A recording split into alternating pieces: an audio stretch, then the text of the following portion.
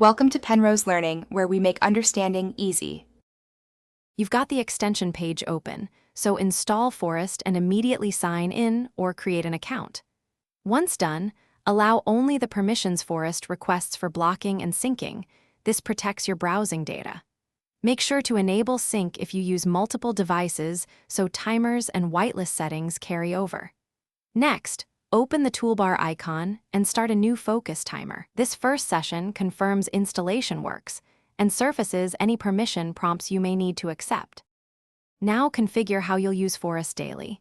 Set your default focus duration and short break intervals so the extension matches your rhythm. You should add distracting domains to the blacklist, and if required, create a whitelist for strict sessions that only allow specific sites. Once configured, enable features like Pomodoro mode, sound alerts, or automatic start to reduce friction. These settings prevent interruptions and make it easier to build consistent focus habits. So tweak durations and rules until they start a focus session and treat it seriously. Don't navigate to blocked sites, and when the timer ends, take the scheduled break. After several sessions, review your session history to track progress and adjust focus lengths or block rules accordingly. If Forest fails to block a site, make sure the extension has site access, disable any other extension that may override web requests, and restart Chrome. If problems persist, sign out and back in or reinstall.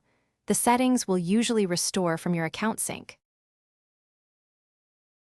Thanks for watching. If this was helpful, leave a like and consider subscribing. See you next time.